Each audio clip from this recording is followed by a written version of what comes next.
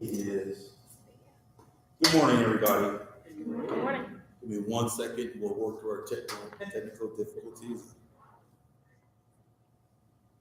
You have your correct adapter? I do. Okay, I was just, because I have an Apple, that's why. Yeah. I think I'm gonna need an HDMI cord as well. I'm just trying to get that. Where? I'll do it.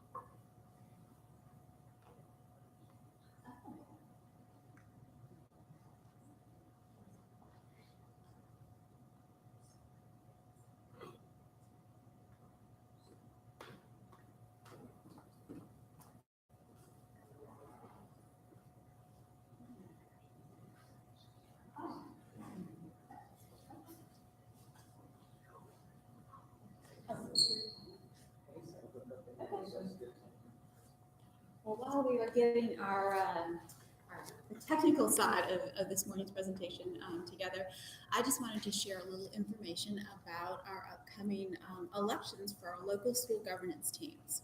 I want to introduce myself. My name is Claire Suggs. I'm the Chief of Community Engagement and Strategic Partnerships, and part of my work involves working with our principals and our school governance teams. The teams we have them at all 21 of our schools. They're part of how we operate as a charter system. And the teams, they're made up of parents and community members and educators. And our parent members and our educator members, and it's teachers, but also any member of the school staff can serve on the local school governance team. And they work closely with the principals to kind of create the school plan and do some other really important work in the schools. Our educator members and our parent members are elected. They serve 2-year terms, and our current members are rolling out. They're coming to the end of their term. So we are going to have elections at the end of this month, the 20th through the 29th. It coincides with parent-teacher conferences, so hopefully folks are thinking about their schools and what's happening in their schools. But we would love to have interested folks who are really connected to their schools to be a part of that process, to serve on the teams. Just a couple of key things that the team members do. So you'll know how important this is.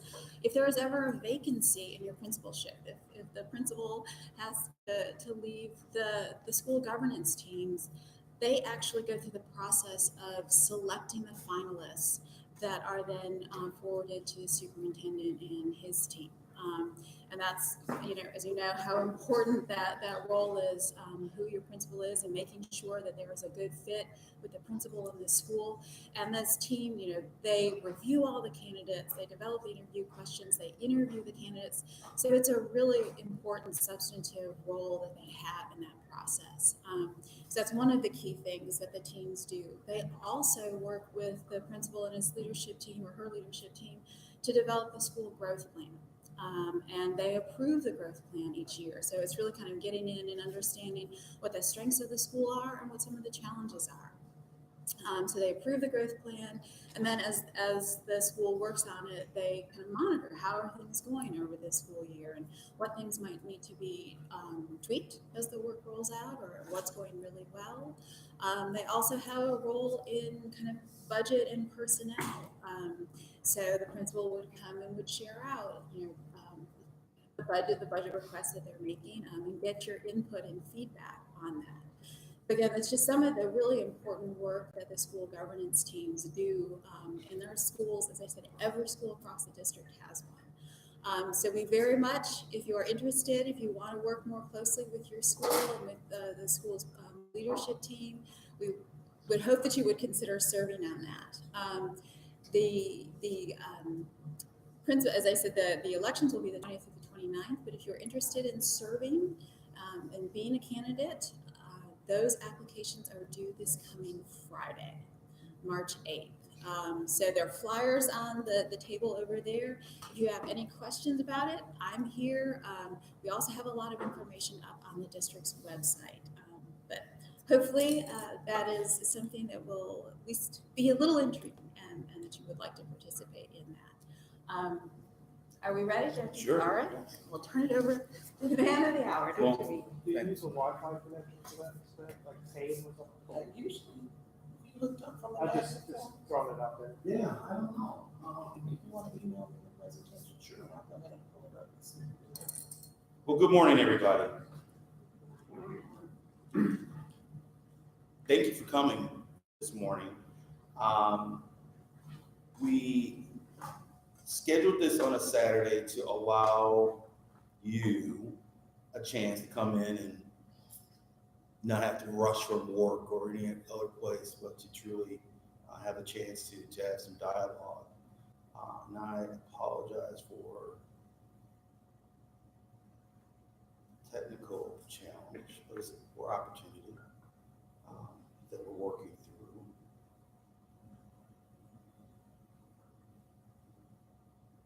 Just send this to Dr. Thomas. Hopefully, maybe my complicated MacBook Pro is the problem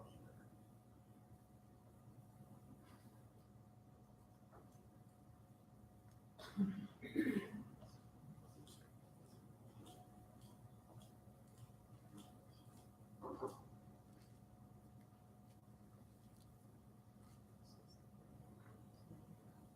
There we go. What I wanted to do is to make sure that when we have these types of presentations, it's not the typical, so here's a PowerPoint, I talk at you, and then you don't get a chance to ask the questions you may have. Or in many cases, I like to say just dispel things that are kind of in the community that we need to talk about. It was interesting, I was at an event last week, Saturday, and a woman walked up to me and she said, so, I would love to talk to you because I heard that we're eliminating gifted services for all children. I said, oh, no, we're not. We want to expand gifted services for children. We don't want to eliminate it. Then she went on to say, but, you talk a lot about equity, and equity means that gift is going to go away, right? That means you're going to put all the kids together, and then there isn't gifted services. And I invited her in. I said, I really want to sit down and talk with you because that's not what equity means. That's not what we're striving for as a system. It's just, that's not where we are. So what I've always said is one thing I don't want to do is to talk at you and to limit your ability to ask questions. So it's actually a good way that the technology isn't working right away, because I think sometimes that creates a bridge or a wall where it gives the impression that I already know what I want to say. So I want to open the door for you to ask any questions you may have.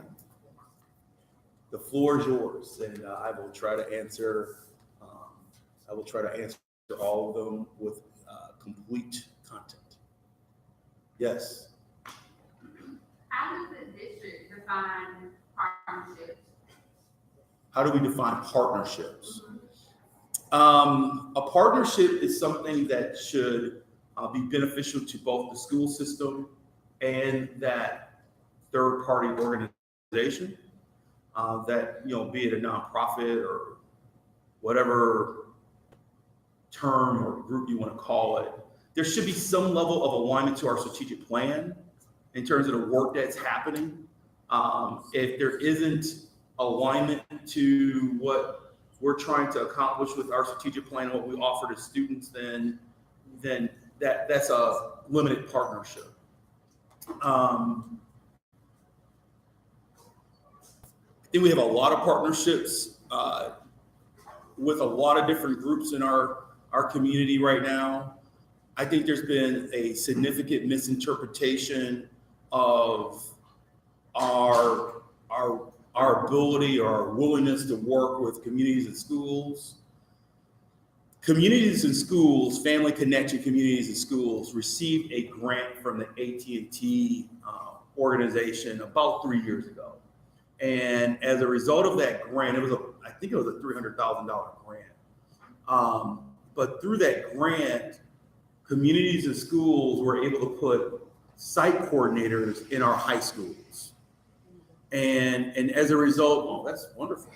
As a result of having that grant, we had a total of 4 people in our 3 high schools, 1 at Class City, 2 at Clark Central, and 1 at Cedar Shoals for this year. And the grant expired in December of this calendar year. It expired. And Family Connection Communities and Schools came to the district and said, are you willing to invest funds in the site coordinators moving forward? My focus, our focus as an institution is that the site coordinator model with communities and schools is a K-12 model. It's not a high school model.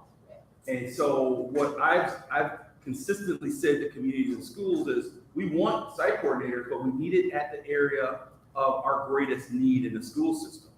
My interpretation is that our greatest area of need is at the elementary level. And our greatest area of need, I know 2 schools in particular where we have great needs. And one is at Elks Road Elementary School, the other is at Gaines. And so what the vision that we have is that we're going to actually strengthen the partnership with communities and schools. We've never given money to that nonprofit ever. And so we're actually in our fiscal year 20 budget, we're going to carve out at least $100,000 to go toward paying for site coordinators. So I don't know if I'm answering the question fully. I know that there's been a lot of questions around our willingness to partner with communities and schools. Actually, that partnership is stronger than ever because we're actually investing funds in the site coordinatorship. I wasn't worried about schools and schools. Y'all are actually participating, so I think that's a partnership myself. I'm just saying for outside agencies to come into the schools and provide programs and services, what do y'all consider partnerships? So are they just doing, following the mission and vision of their organization, or is the school district recognizing them as contributing partners to the success of the students? Is there a certain, I've heard this question a few times, so I'm not actually connecting the dots in terms of where the concern may lie. So like there's a lady, I can't think of the name of the program, but there's a lady that goes into game school, and she has so she helps the students learn to read. But she also has an after school program where a lot of the students walk over after school. I was wondering if the school district consider that a partnership or just someone who is, because I think if we're, when it boils down to it, I think if we're allocating funds like site coordinators are nice, but if there are people who are already inside of the school doing the work, they should probably, because they've already built relationships. And have access to that money too? Yeah. Yes. Yeah.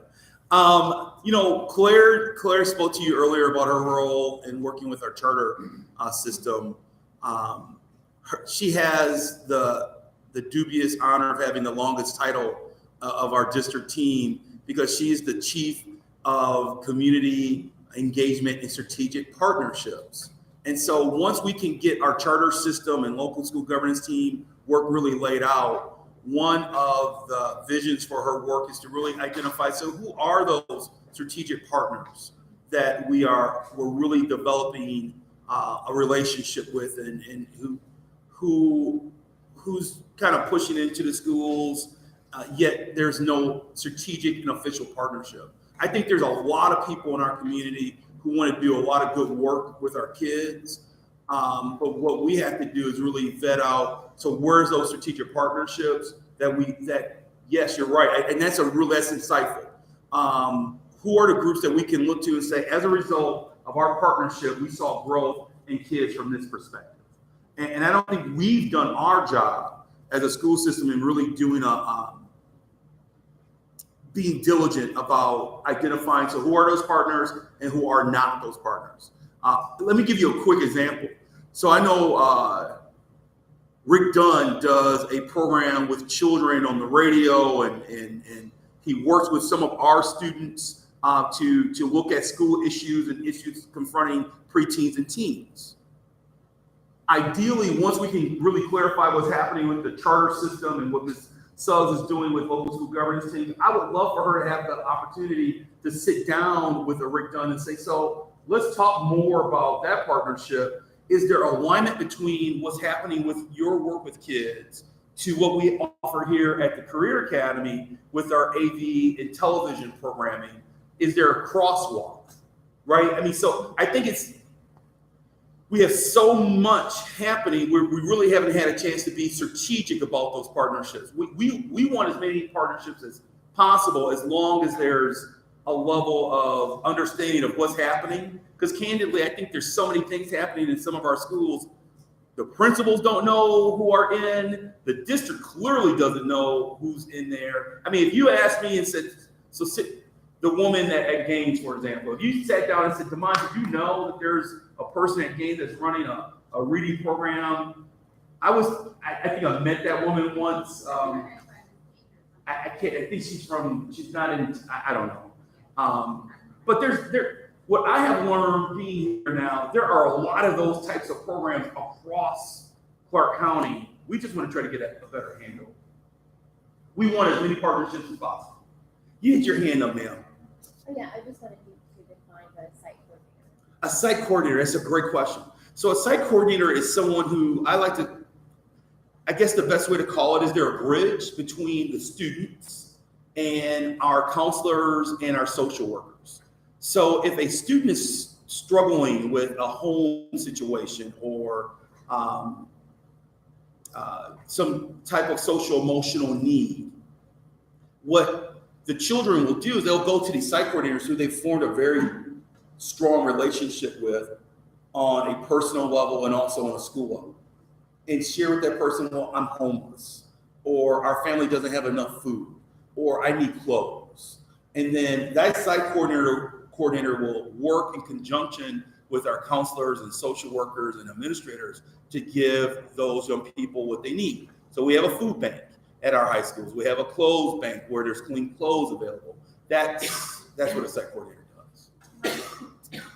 I thought that the site coordinators, I understood, I could be wrong, they were like getting kids on track, getting into college and technical school, at least the people in high school. Is this, you're talking about at the elementary level?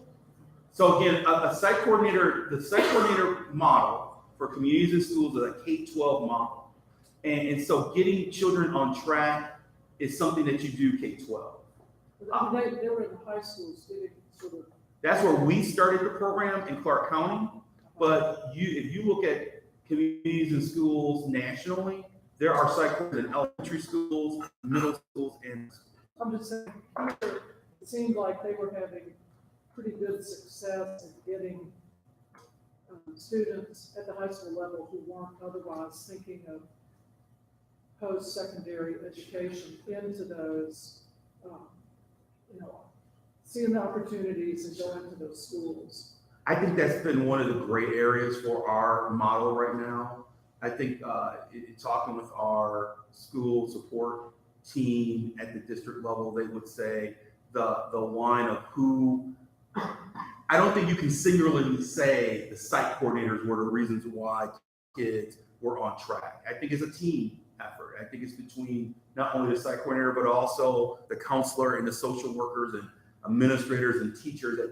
The site coordinators are part of that team. I don't think you can just unilaterally say it was the site coordinators that put children. I just said their focus was to help students. Their focus is actually multi-layered, and it's not just getting children on track academically. It's also those areas that I referenced earlier of dealing with their social emotional needs as well. That means we also have the paid college advisors who do a lot of what you're referencing, as well as both high schools have graduation coaches, and that is a part of their job duties and responsibilities. So the college advisors do a lot of that work in meeting with kids to make sure they're on track toward college graduation, working with them on knowing what they need to do to apply for college. So there are the college advisors, the graduation coaches, and then the site coordinators are there as well. But those other two roles are explicitly designed to help with some of what you're doing. And I think part of the narrative that I'm hearing in the community is that the site coordinators did X. Well, they were part of a team that allowed students to reach their full potential, but it wasn't solely the site coordinators. And I think that's part of the narrative that we're trying to recalibrate as we move forward with this elementary site coordinator model. I think some of that stuff is very confidential, so you might not even heard about that aspect of it. Right. Because it is very confidential. Correct. And I think the part that I've just shared today, I think communities and schools shied away from. I mean, you don't really want to expose the fact that young people need food or clothes or some SEL services.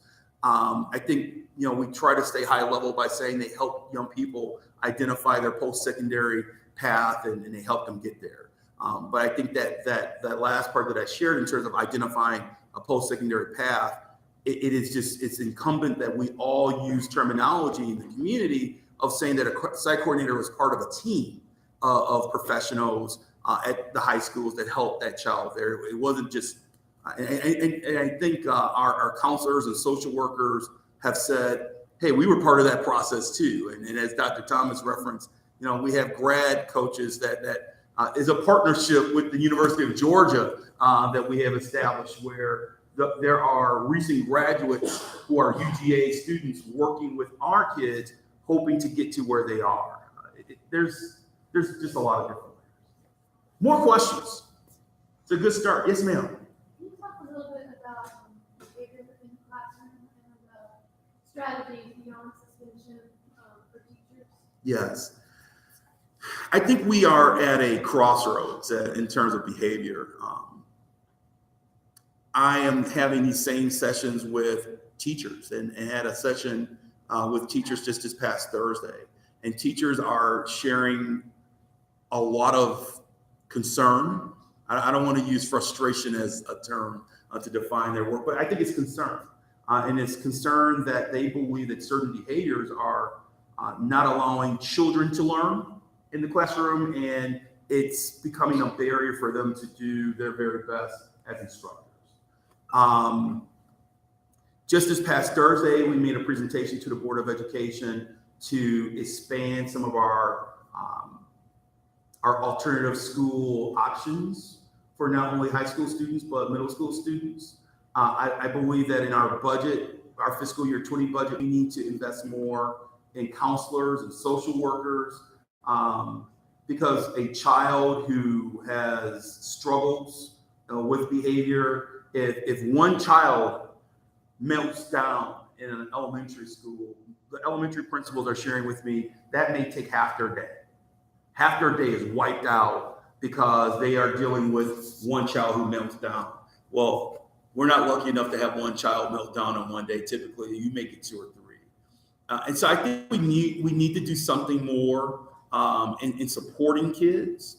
But at the same time, we've seen the data, and it's the children who are being disciplined, there's disproportionality in terms of who's being disciplined.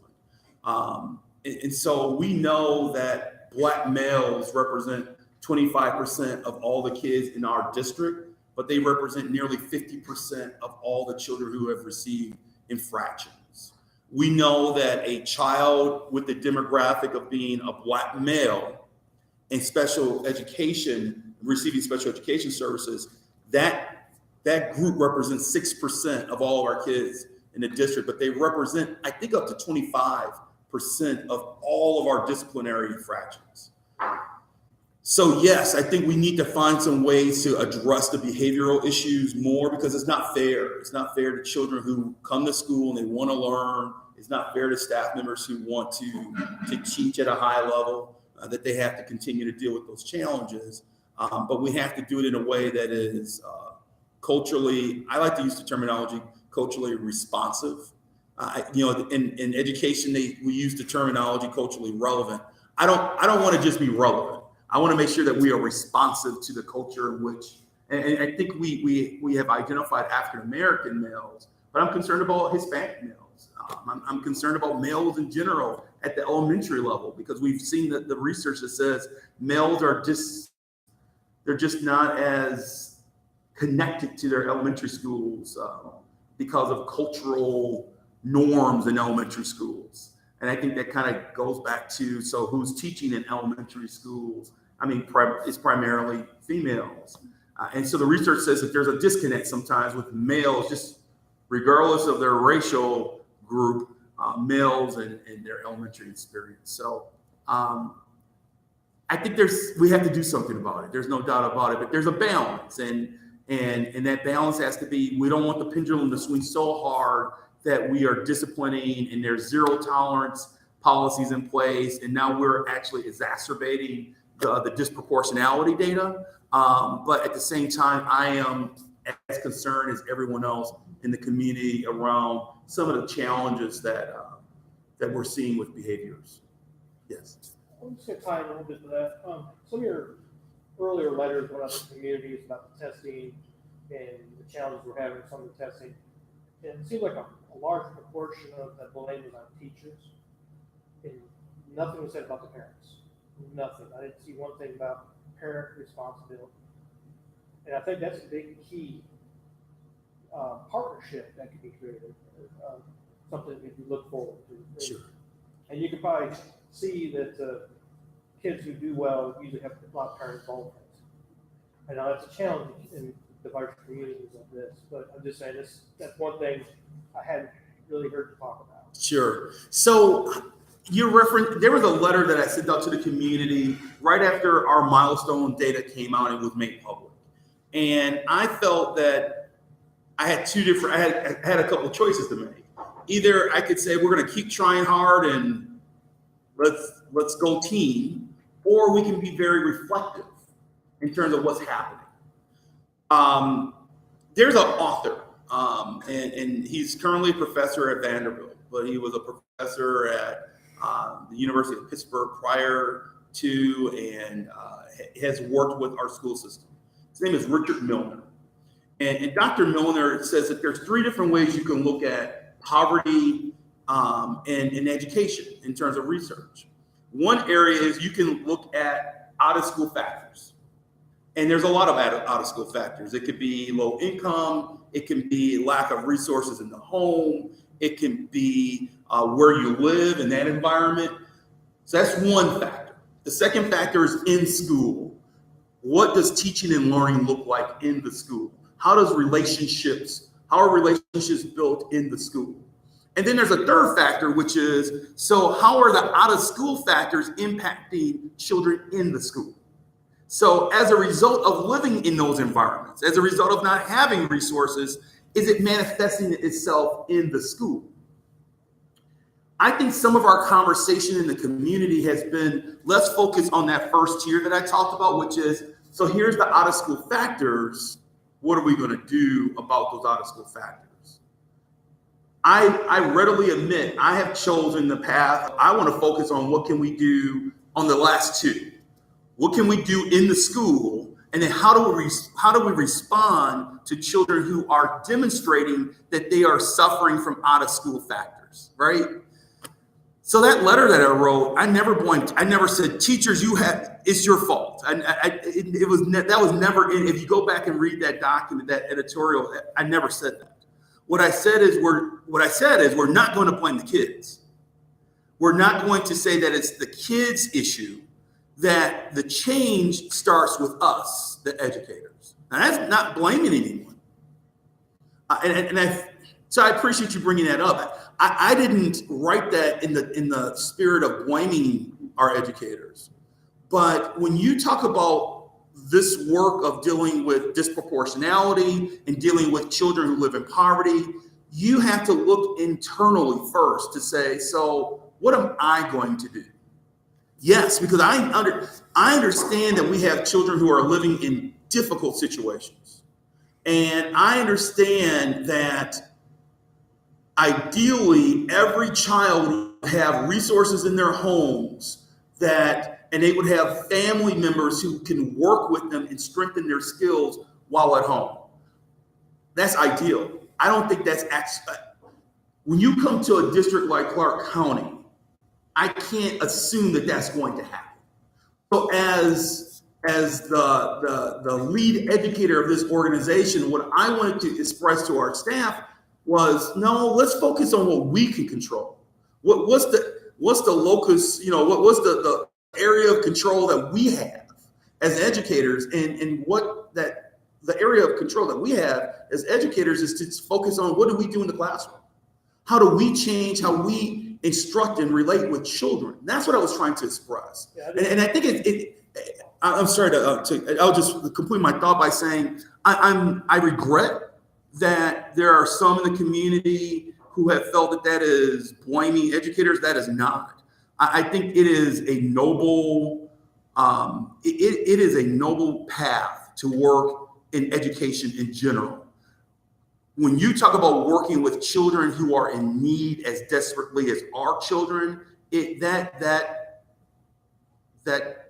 responsibility has actually increased. And that's all I was trying to express. I was trying to express that we have kids who are in need, and we need educators who are going to look internally and say, so how do we do this differently? No, thank you for explaining that, because saying one and leaving out the other kind of, in my mind, assumes something, but thank you for explaining the path. Yes. And that does help. Yes. And believe me, I can't help my daughter so much. She does this AP stuff. I'm in the same boat. There's no doubt. You got tutors. Right. We're in a challenging spot. I mean, it's hard to teach. It's hard to teach anywhere. Let's start there. I mean, you could teach at Athens Academy, and that's a hard job. But then when you take the layers but now you're working in a district like ours, and I think we're not the typical urban district. Someone recently said, so describe your district. I said, well, it's urban, it's suburban, and rural. And they said, well, you can't be all. I said, yes, we can. In Clark County, we're all three, because there are elements of this district that's very rural. There's elements of this community some of our schools are as suburban it is quintessential middle America suburban schools. And then some of our schools are as urban, and some of the challenges that we get, they're unique. And they're as urban as you're going to find anywhere in some of the toughest parts of Fulton County or in Cobb or in Atlanta Public Schools. So I think in that way, you have to be a utility player. You have to be someone who is ready to, being an educator in this district, you have to be ready to handle all areas. Young lady had her hand up, and then we'll go to the back. I'm curious, kind of piggybacking off of that, are there programs or partnerships within the Clark County schools that do try to form partnerships with the families, or try to form those connections to help alleviate some of these issues, so that number 3 can be addressed a little bit more? Do they exist? Our social workers are working hard with a lot of different community partners. And that's really exciting. We have individual schools that have formed parent universities to work with families, but it hasn't been a district focus. again, I think some of the partnerships that you're describing are areas where Dr. Dawn Myers and I see Claire walking forward, where I think that Dawn and Claire have really been trying to establish stronger relationships in the community. Yeah, I was just going to talk about the school-based health clinic. And so we've been in a conversation the last few months, almost for a year now, with Piedmont and also Emory University to create a school-based health clinic. And we want to create multiple school-based health clinics because we know that that's part of that third category of out-of-school factors influencing school. And so we want to establish, we're working hard to establish those types of partnerships. On the academic side, we've actually partnered with Georgia Power. They donated $50,000 to allow us to create some workforce development opportunities, not only for our kids, but for our surrounding community. So we're working hard to establish those partnerships. Well, I was trying to understand what that meant. The school-based health clinic. Yeah. So a school-based health clinic is it's a facility that if a child says my stomach hurts, instead of us calling the family and saying you need to come and pick up Sally, you can actually send that child to the school-based health clinic. Someone can do an analysis of the child's needs, and we can address those needs right away. Like it used to be 20 years ago, where we had a school nurse. But it actually one layer deeper in terms of now you can administer some type of intervention from a medical standpoint. The story that we like to give in terms of why we need the school-based health clinic, at the start of the school year, there was a young lady who was ill. And we got her into the nurse office, but the nurse didn't have the right materials because it was not a health clinic, so to speak. But if we had a clinic, that child could have been addressed and helped. But based on what we had to call the mom and say, you need to take your daughter to the hospital. The mother called and said, I understand, but I just got this new job. And if I leave now, I may not have this job coming back. And understandably, the mother was angry with us because she said, now you've put me in a position where I have to choose this job or my child. Why don't you as a school system have something in place where you can address that need immediately? And then once I'm off of work, I can follow up. And if it takes more service, then I can do it. I think that when I talk about equity, that's the equity piece. Because if you are a middle-class professional person, you can tell your employer, I'm out. I've got to go take care of my child. If you are someone you're working paycheck to paycheck and you need that job, it's more difficult to look that employer in the eye and say, I have to leave. We were heartbroken that was a scenario that happened in our district. Our nursing team said, Claire, Dr. Myers, Dr. Means, that happens every day. We're depending on the school that you're at, between our 21 schools, that's happening daily for our kids. And that's why we want to look at a school-based health clinic. Claire, did I describe it appropriately? Yeah, I was just going to say, it's really putting a doctor's office in the school. I mean, we have made a really deep investment. We have a nurse in every school in the county. That is unusual in the state of Georgia. I mean, and it really is a commitment, not just of state dollars, but it's a local investment. Our nurses, though, they can't do the diagnosis and they can't do the prescription. And that's why if we have that doctor's office, then we will have a nurse practitioner or physician who can do that and respond immediately to that child's needs. And ideally keep them in school that day, but if not, then that child will be able to be treated in as timely a manner as possible, because that's what we want. We want kids in school able to learn, and if they're sick, they're not able to learn. So that really, we've made a substantial investment, and this is taking it to the next level to really best meet the needs of our kids in every way possible. That question in the back, and then we'll come here. So my question is about the conference classrooms. I think they're Cleveland Road in Winterfield. More specifically about their texting course. So if they're moved to those, and this may not be a Dr. Means question, but if they are moved to those schools and like math scores just came out, my concern is those students classrooms that they don't do as well in testing, and then the school gets, and they have to, the school has to count those scores in with theirs and make them look like they're struggling a lot more. How are their scores? We pull those students out. We pull those classes out. So we have a gentleman by the name of James Barlowman, who used to, how many of you know James or have heard of James? James is an amazing statistician. And as we continue to get deeper into our strategic plan work, he's been doing, he's intimately involved with the data. And he immediately identified, as we were running data, he said, you know, we have these compass classrooms. We can't place them in our overall scores for these schools. So James is keeping an eye out on those issues.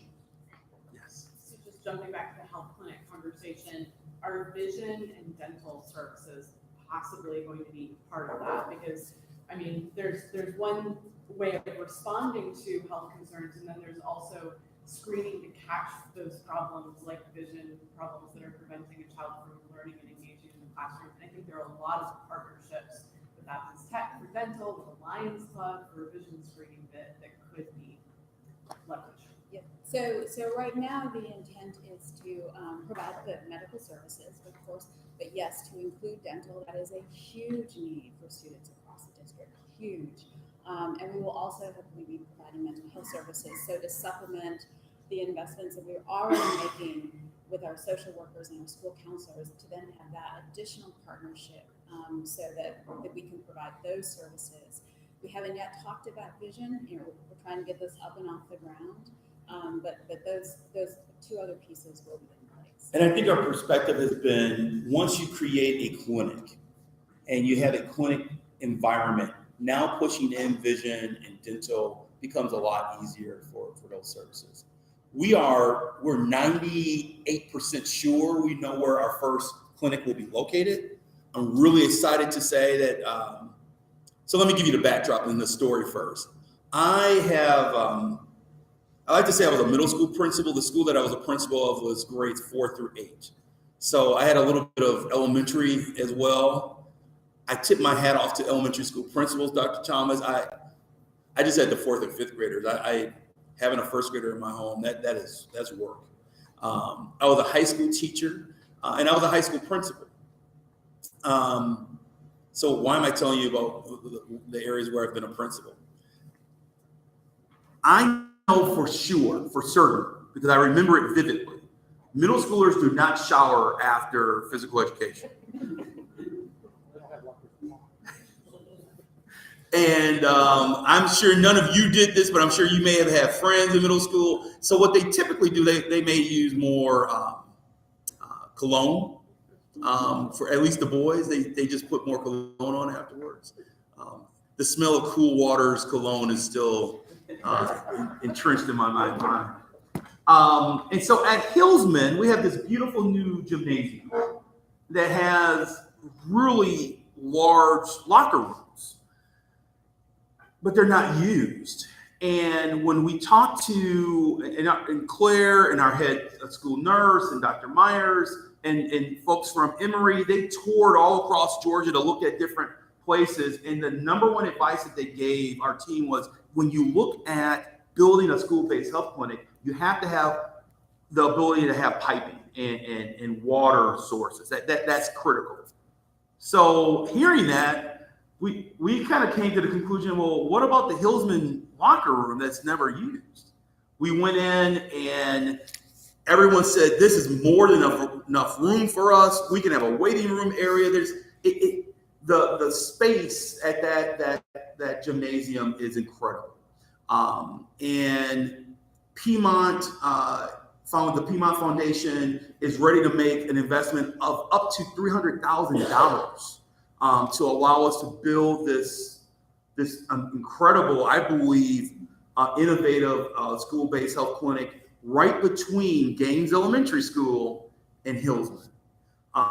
What you'll hear as we continue to talk, one of my focus points is to make sure that we are investing more on the east side of town and for kids who are in that space.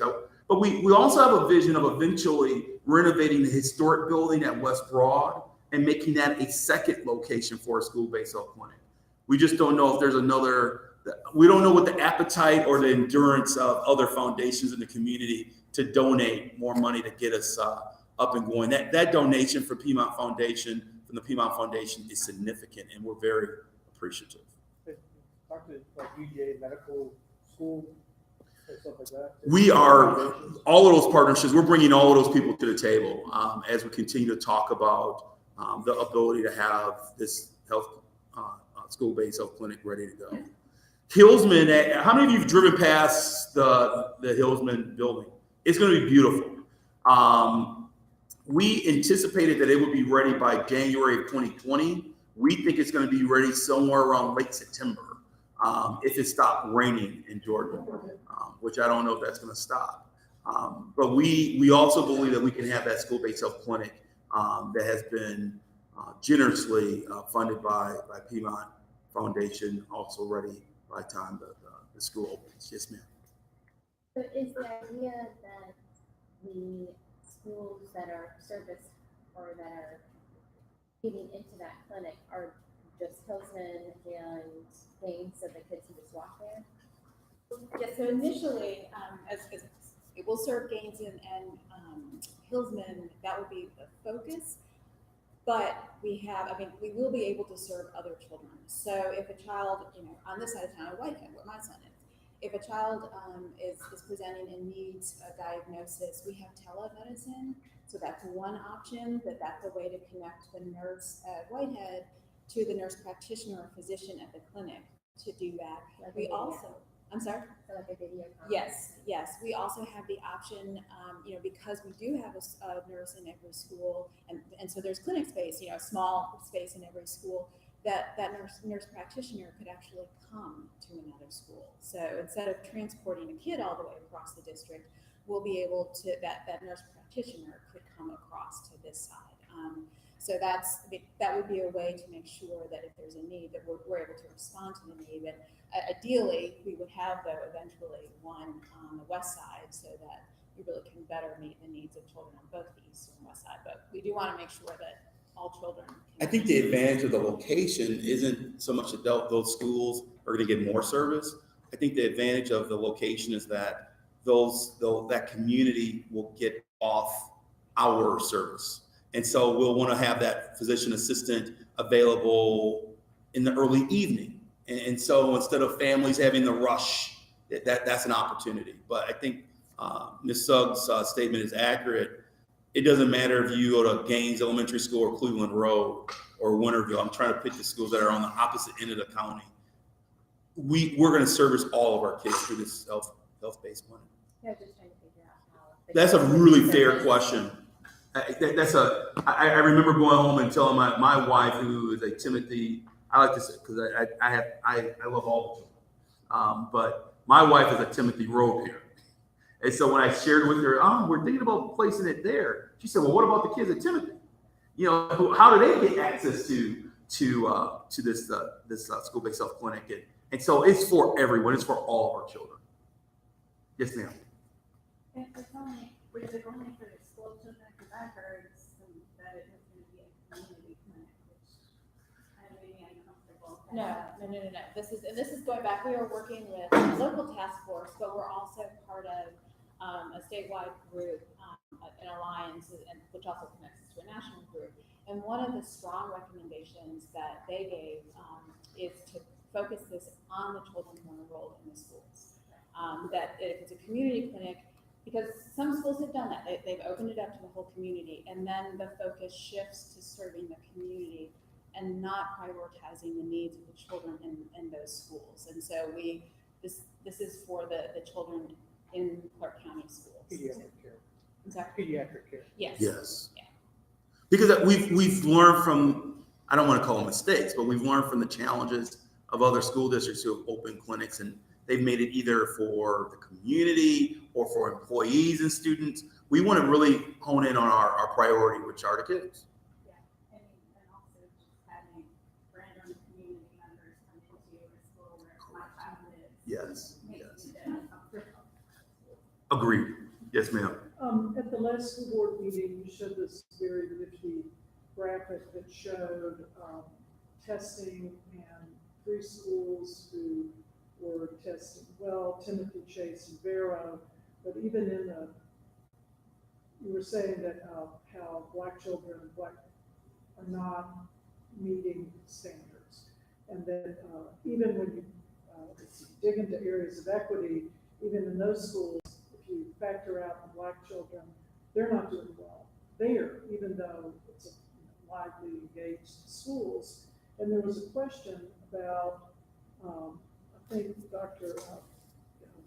Kara, one of the school board members, said, you talked about that gifted children are pulled out and kids are pulled out for ELT and everybody's getting pulled out. And you said, she said, so how are you going to serve them if you don't pull them out? And you said to serve gifted kids along with the other kids in a collaboration, you co-plan and you co-serve. And I wondered, what kind of staffing are you going to do for that? One of my children was in a collaborative special ed class with 1 teacher, part-time special ed teacher, and a floating parapro. And that was not meeting the needs of the children at all. So how, are you planning to just totally beef up the staffing a lot? So that's a great question. Thank you for presenting it. In our district, we call collaboration classes collaboration, where a special ed teacher and a regular ed teacher work together. In my experience in education, there's a significant difference between co-planning to co-serve versus having 2 adults in a classroom who are working with kids. I think when you co-plan and co-serve, that means you have the gifted teacher, the special ed teacher, the IP teacher sitting together with the regular ed teachers at the elementary level and saying, so how do we meet the needs of all the children? And how do we plan the lesson in a way where we're meeting the needs of every child? That looks different, it feels different, and that's going back to that editorial that I wrote. That's how we can do our work differently than what we've done in the past.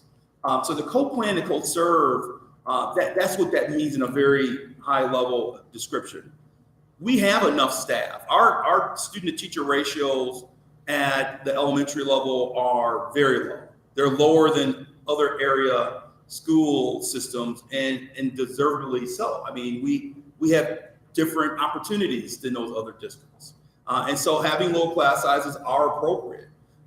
We have the staffing. It's just a matter of how do we distribute the staff and how do they work with people. I want to be very clear, however, I had a chance to meet with our gifted teachers. We have a gifted task force working right now.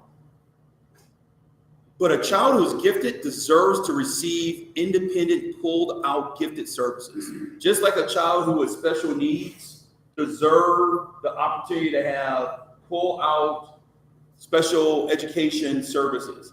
I don't want people to hear equity and assume that we're just kind of putting all the kids in one pot. That's not what I'm suggesting at all. If a child is gifted, it is our obligation and professional responsibility to make sure that we're serving those children. But I think what we've been doing from a service delivery model with gifted is actually something that we should take a look at. I challenge our gifted teachers to look at it. Because what we do is we serve those kids who are gifted, and then we provide access to all other kids. So your child may not have been identified as gifted as our criteria says, but they still work with our gifted teachers. Then they go to middle school, and there is a program at the middle school level called Advanced Content. How many of you have heard of Advanced Content? So Advanced Content is, you have to qualify for advanced content, but when you look at the curriculum and the type of work that is being provided at that level, it's not different. It's no different than the on-level programming. It's just simply how the kids are grouped. And then when they move to high school, you have children who may not be truly advanced placement caliber students, but they have been traveling in a pack of students who have been right on the edge of being gifted or really high level students. Now you have these kids who are in advanced placement courses who they're challenged in those courses, but they're in those courses in the name of we have to have those kids in certain classes because then they're not exposed to the disciplinary issues in other classes. How many of you have heard that narrative in terms of how kids travel in our schools? I see a few hands up. And so I think that when I talk about academic rigor, what I mean is that we can co-plan and co-serve and meet the needs of all kids and not have to place kids in certain categories so that they are not exposed to certain behaviors. I think there's a way we can do our work differently. So I hope I answered your question in terms of co-planning and co-serve doesn't mean that we're not going to have pull-outs. We still need to meet the needs of those kids with some pull-outs based on their needs. Have y'all looked at grouping special ed students? The classrooms that I've seen, it's like instead of having maybe 2 children per elementary class or 3, you may have 8. I think what does the state allow? 8, something like that. 8 to 10 children in one classroom. Everybody has an IEP. Most of the children have behavior issues. That's the kind of staffing I'm wondering about. I mean, does it seem to you to be better to distribute special ed children to every class?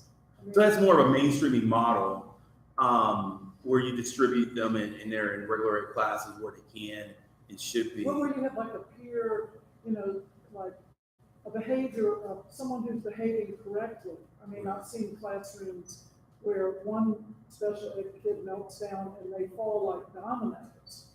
Whereas in another classroom they go, oh, that's Bobby, Bobby, it's okay. And the kids sort of are more empathetic to Bobby, and Bobby kind of, may calm down and self-soothe himself or whatever.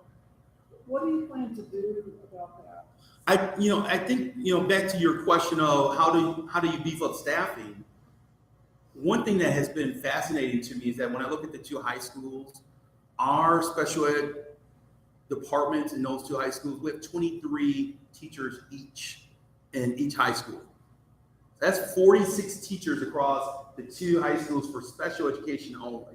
Our student to teacher ratio for many of our special ed teachers is relatively low. And then we have something called EIP teachers. We have 75 EIP teachers across our elementary schools. So to answer that question of how do we need to beef up staffing? No, it's a matter of how we use the staffing and how are they going to work together as a team to serve the needs of all children. I think there are ways that we can look at our allocation of staffing and truly do our work differently. Yes, ma'am.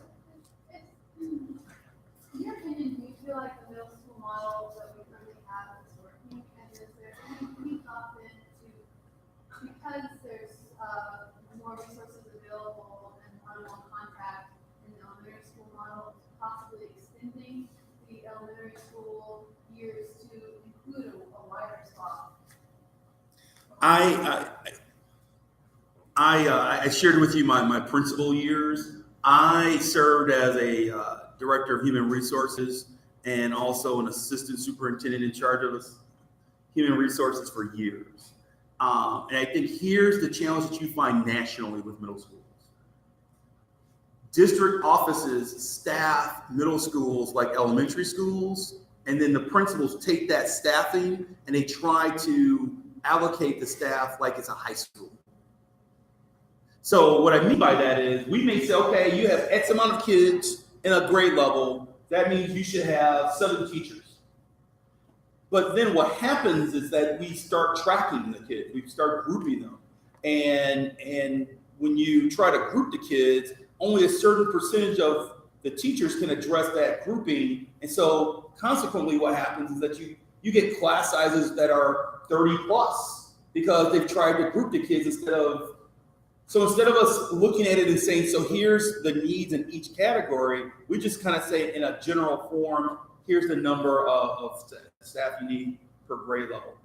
So to answer the question, does the current middle school model work? I think middle school is always difficult. And I would be interested in working with our 4 middle school principals and others to look at how can we do it more, how can we staff and program middle schools in a way where people are more satisfied? So I wouldn't say that it's not working. I would just say that it's something that we've been doing for so long. We just haven't taken the opportunity to step back and say, can we do it differently? We haven't had that conversation. It bothers me that when I'm in the community, people will say, I'm satisfied with our elementaries. I'm out of here for middle school. I've got to go somewhere. I see a lot of head nodding in the audience here. That bothers me. But please know, rest assured that we are among normal school districts in America. That happens everywhere. Again, being a middle school principal, how many of you had a middle school student and now they have matriculated on the high school? How many of you have lived through that period? So you've survived. Barely. It is a hard. Being a middle school parent is hard. Being a middle school parent is hard. And being a middle school child is hard. And so I think our parents, our kids, they are looking for a new start. They're going through a lot of different changes. I used to tell our teachers, just hold on. Their mood is going to change within the next half hour, and people would say, you shouldn't say that about the kids. I said, no, it's biological. It's not talking about them. Something is happening in their bodies and in their minds, and you have to have an environment that is going to be flexible enough to address those issues. I think that's why you're seeing such an amazing building with Hillsman being constructed right now, because you have to have a learning space that's going to meet those needs. That's why we believe that it's more prudent for us to wait and build the Clark Middle School facility when we have enough funds. Right now in SPLOST 5, we only have $10 million or so left to start building Clark Middle. And what we want to do is avoid what happened with Clark Central, where we actually started building that facility over the course of 2 different SPLOST projects. And so we've identified the need to construct a new building. I don't think, how many of you are Clark Middle families or you've gone through? So I know there's some people in the community who say, let's preserve that building. It's historically really nice, and let's just do a retrofit of Clark Middle. Can't play volleyball. And then there are other people in the community who are saying, no, it's been a good run. Let's build a new Clark Middle School. And if we're going to build a new middle school, Hillsman's going to cost $27 million.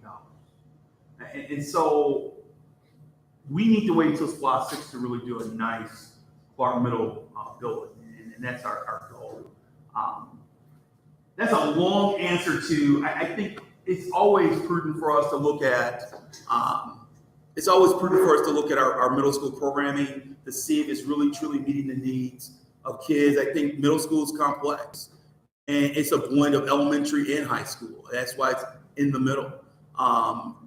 Middle school, if you do it well, I'm a true middle school. So to answer your other question, I'm a true middle school advocate. So I'm not a fan of the K-8 model. I'm a middle school advocate. If you do middle school well, it costs more money than both high school or elementary. The staffing is much more intense because you have to try to flex to the needs of kids. And that should be a time where children are exploring their interests, their academic interests. And so that means you need to have staffing available to them that they will never see in any other K-12 experience. Is that correlate with the high school dropout rate? Like that? There's research that says that, yes. Established. There's research that says that if you're not really establishing a strong understanding of self, just from a social emotional standpoint, and where you know you're good at certain things as a student in middle school, yes, it hurts to then to matriculate to high school. Yes, saw a new hand. I had two questions that I want to back earlier about discipline. Do the teachers currently have racial bias training about because most of the teachers I believe are white, the students and so do they have some kind of racial bias training that is currently happening? And then my second point would be, what is the district doing as far as putting more people of color? I spoke to a student at UVA, and she was just amazing lady, and she's currently, getting her degree in education. She wants to be a doctorate. I was like, oh, are you thinking of teaching part-time? She's like, I mean, it had never occurred to her to teach in the county, and she's been going to school here for 4 years. So that kind of made me sad that that maybe these students of color are not thinking of staying in Clark County and working in this county. So is there something that Clark County is doing to have a career in color as well? We have a great partnership with our professional development school district with the University of Georgia. We are proud and pleased that the new dean of the College of Education is a former board member of this school system, and Dean Spangler, and we meet monthly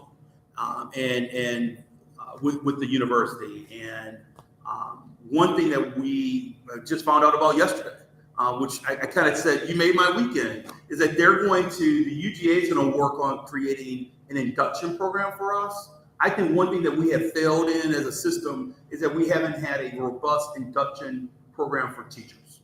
So what we typically do is we'll hire new teachers. Let's say we'll hire up to 125 new teachers.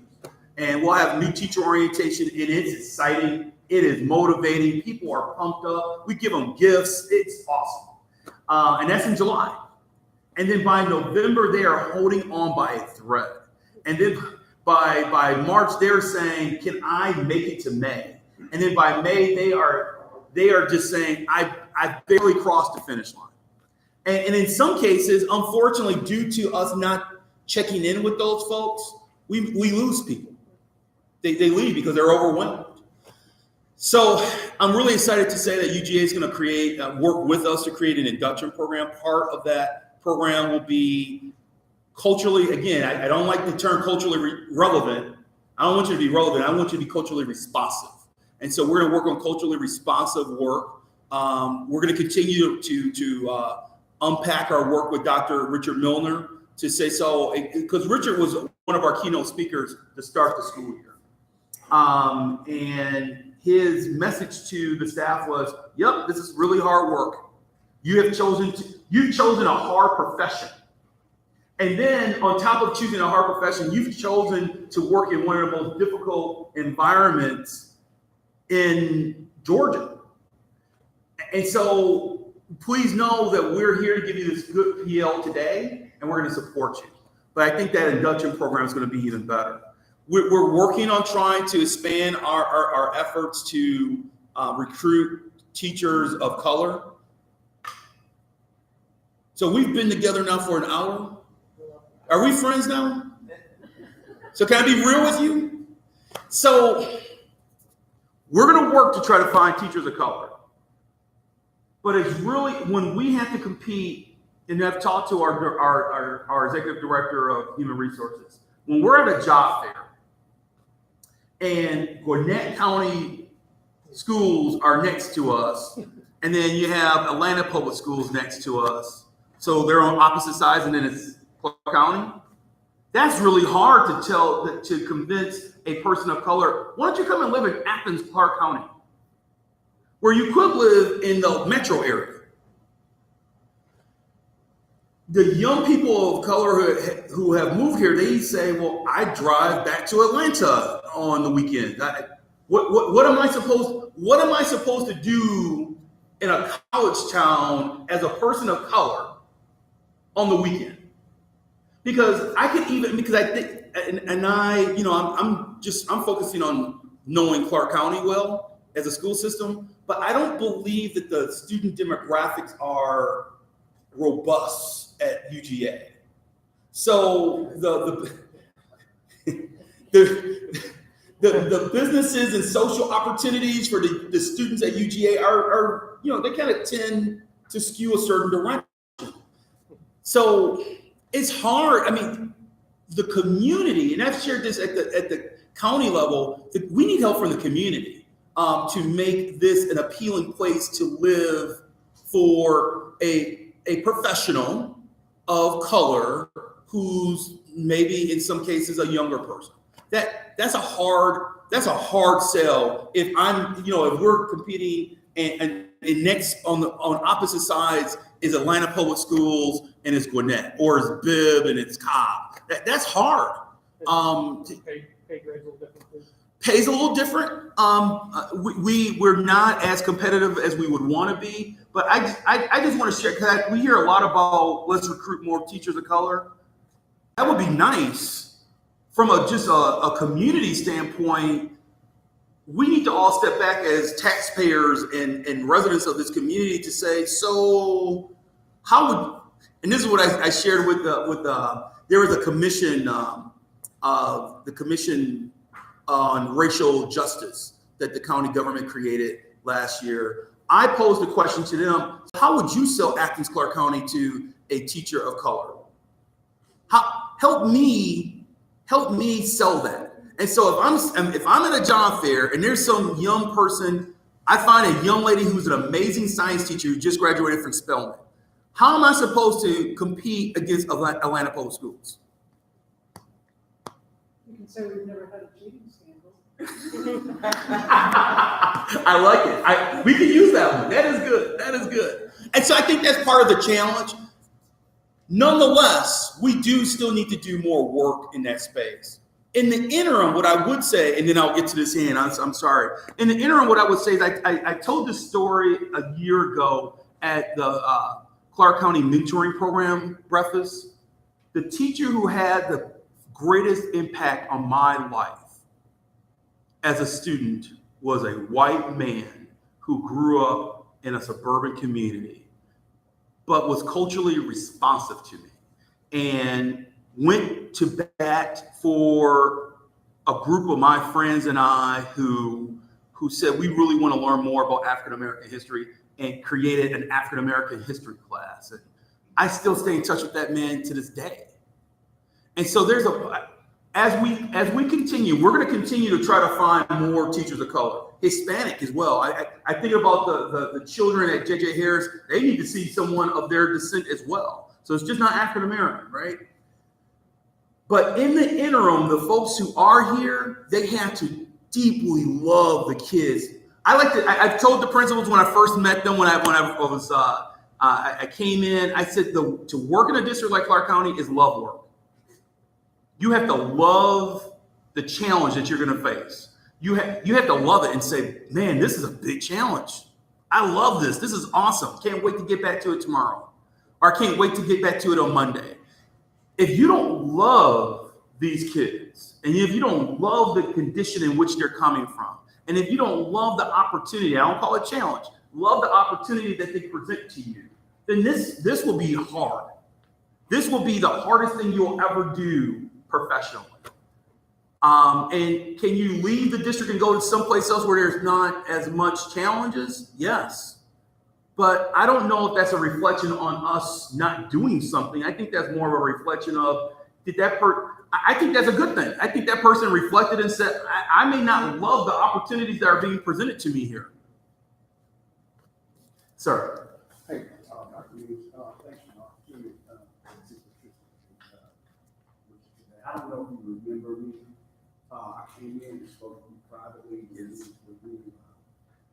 Submitted your report, the initial report of the findings of the report guide, which I think it sort of shocked a lot of people. I think it shocked me because I'm right here every day, but you just don't really see things in front of you like that. But as far as school or district is concerned, I have a second grader with I try to be as involved as I can, but I'm working every day. And then all of a sudden, your report comes out, you go like, whoa. But as a person of color, especially an African-American male, that sort of spoke to me in terms of we have somewhat of a crisis on it. And I felt compelled to come in and speak with you to say, hey, look, what can I do as a parent, as a probably in the Baptist Park County School District, as a person in the community, stakeholder, what can I do to help? I remember, just offering my services as a licensed clinical social worker, like, hey, can we mentor some people? Can we pull some kids out? That kind of thing. And I never heard anything back. And I know you were trying to get your legs up on you, and I appreciate that. And that was okay. But eventually, there was an opportunity to, I met with Dr. Myers about the mentorship program that she was getting. And as we were going through, I submitted a proposal for that, and as we were going through the proposal, I had to share with her, I was like, you guys are trying to pay for this. You're trying to pay a fee to have some community do this. Me and some of my community members, we had offered to do it for free. And I just thought that was really right. I mean, just to come in and mentor, because we have a wealth of community, and we have some unique lived experience that we think will resonate with some of these young African Americans. We can overcome some of these challenges. We did go through that process of submitting a proposal. I think somebody else actually got the contract. But I'm here today to say that my willingness, to do my part in the community is still on the table. I'm frustrated because I'm trying to find out what do I do? How do I get involved? How do I participate outside of what I'm doing with my kid at his school? I mean, I feel like I'm really limited in terms of and not just for myself, but bringing in some of the other guys that African American guys in the community who are willing to say, well, we see a need and we need to step up and sort of be responsible for our community, and not just leave that to chance to say, well, hey, I know that young man, I know his grandparents, I know his parents, I know his aunts and uncles, and I also probably walk in those shoes, and to be able to speak some truth to that experience, to say, hey, look, I know it's tough for you right now, there's some, community issues, poverty, and economic issues, but this is how we can sort of navigate, but like I said, once again, I'm frustrated. Haven't had the opportunity to do it. So I want to thank you for being here today, and thank you for what you shared. Make sure you connect with Claire before you leave.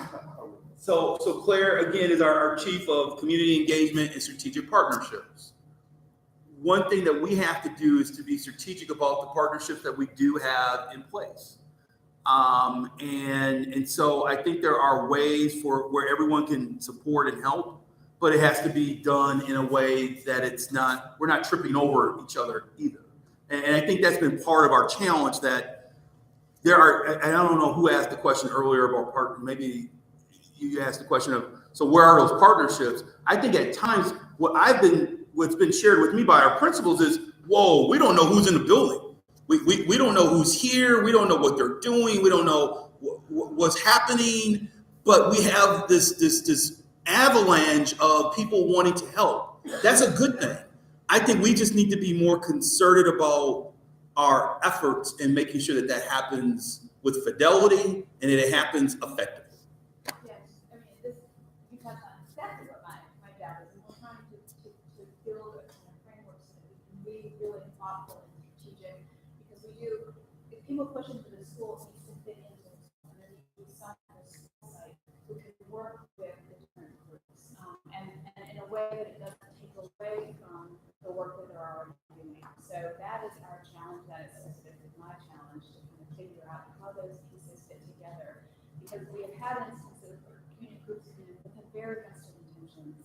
want to work with kids, and it ends up pulling the principal or someone else away from another critical piece of work that has to get done. So our challenge is making sure that the pieces fit together so that we all get to the goal that you want. Alignment, that's a great yes. And so one thing that Claire has done, and then I'm gonna go, there's, Leslie has had her hand up forever. I'm sorry. So one thing that Claire has been doing is really trying to figure out what we are as a charter system. So, and we can talk about that offline later, but we became a charter system of, candidly, I don't think the board had an opportunity to talk about what that meant.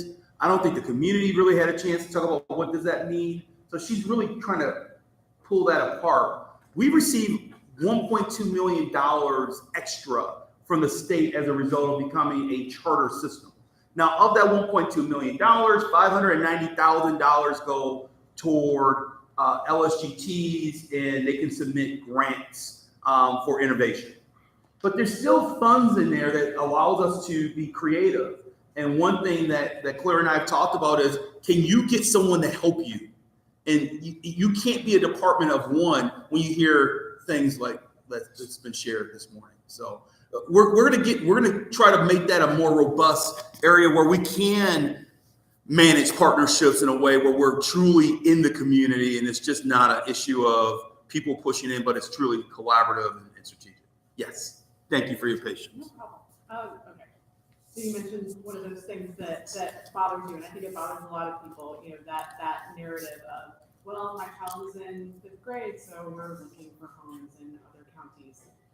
I think a similar thing that I hear, because I have a child who's in pre-K, is families saying, well, we're trying to get a house in such and such zone, and if we can't, we're gonna look for a house the next county over. Yes. And I know that you've talked about it, and it's something that is troublesome to you. People looking at certain zones as desirable and looking at certain zones as places where they will not move for their child to be educated. And I'm wondering in part just what concretely can the district do about that? I know that as soon as you start talking about rezoning, people are going to start screaming bloody murder. But have discussions happen around creating magnet schools, creating that sense of desirability among those schools that have historically been seen as schools that people who have the choice do not move to, because it is very troublesome to me as someone who, we love our school community, but knowing that the next zone over is in a completely different environment and has a completely different culture to their school. And I, as a parent in this district, do want to see that same sense of love and community and equity every single school, every single zone, wherever a child is being educated in the district. Can I say something on that? Sure. My son started off in Shade Street when the ceiling was falling, before it was redone. We chose that school because of the teachers and the diversity. And then they rezoned and then became neighborhood schools. And that was a big push. And that's where we are today, the neighborhoods. Yeah. And that's what's based on. So, and I'm not sure what you're gonna say after that, but that's where we're at. And I hear you on that, but I think that there's almost a certain extent to which a family has to be seen as brave or trailblazing to put their child in a certain school right now, where we are in the district, to really be trailblazing, to put their child in a certain school and to really say, okay, we're gonna push to make it better and work together to make it better. And that's how Chase was at one point. But I don't think that it should have to take families saying, okay, well, we're really gonna put ourselves out there to turn a school around. How does it change? Yeah, and that's kind of how That's how it is. It's about parents and people changing things. It's not about the school district. I hear you on that, and I think that that's true That's what we did. to an extent. But there are also models that have worked in communities of creating magnet schools, creating a school zone that attracts because it is really focused on STEM, and families that are interested in that look to that school. I mean, I think that there are things that can be done beyond just waiting for it to get better, because honestly, our schools are resegregating. I think they're resegregating from one county to another, but also from zone to zone. And the statistics on resegregation in schools have gotten worse in the last 20 years. They haven't gotten better, even if we can see little pockets of examples. So I think it was worth the wait. It was worth the wait because what you're presenting, if we just unpack everything and pull back the layers, this is the challenge in Clark County. I received a letter from a parent who identified herself as being Caucasian in a school zone that is changing demographically. And the parent said, I'm out. I'm out. I can't wait for the system to fix all the schools. I've got to take care of my child. And I understand that there are some needs, but I can't wait for the system to catch up. And that's the current model we've chosen. In some urban districts, they've said there's two other models, right? So there's one model where you say it's a neighborhood school, and each school you fend for yourself and you try to fix it as best as you can. That's one model. I've never had this conversation, so thank you. But this is the crux of the problem as I see it in Clark County, the challenge we have, the opportunity. The second model is we can become magnet schools.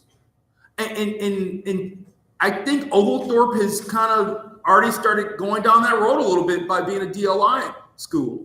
And I think part of that DLI draw was to keep certain families in that school zone. But the model is, okay, now everyone becomes a little bit of a magnet school, and that's your focus. And so now when what those school systems are able to say is when the milestone data comes in, you can say, yeah, but we're a STEM school. We're a STEM school. So yeah, the data may not be as strong as it should be, but we're a STEM school. Or we are an arts, we're an art school. We're a fine art school. Yeah, the data may not be where you want it to be, but we're a fine art school. I like magnet schools. My concern is not building the capacity academically of every child. And then you're avoiding the big issue. The third option is to redistrict. And the gentleman's right. The reason why we went to neighborhood schools is because the Department of Education, Civil Rights Department said, you are segregating kids in Clark County right now. You need to re-examine where you are. So that's why we ended up with the neighborhood school model in the first place. We've chosen the most difficult road to toe. And it's hard. It's hard. And you're right. I think in some cases, there's some redistribution of who lives here happening. I mean, so to have 75% of this county school system be either African-American or Hispanic is significant. That is, you don't normally see that type of swing. But then when you go to certain neighborhood schools, the demographics are very different. It is based on property value too, what's around it, what's available. I think what you've just pointed out points out the complexity of this. It is not as easy as some people think, and it's just not. And it won't be. It's not one silver bullet that's going to solve this. I think it's going to be a lot of different things. I want to not talk as much. I want to get to all the hands. You've been very patient, and then we'll go back here, and then here. So we have three up. Well, first off, I would like to say thank you for having this. I appreciate the lack of red tape and having a direct line to you to be able to have a conversation with you. So part of the question, I guess, would have to do that here. So what is an actual timeline for, you say it's something to look at. I will say I'm a second grade Whit Davis parent, also have a daughter at Hillsman. But yeah, we're well represented. The second grade with us, well represented here. But what is? I get what you're saying, and people tripping over each other in services.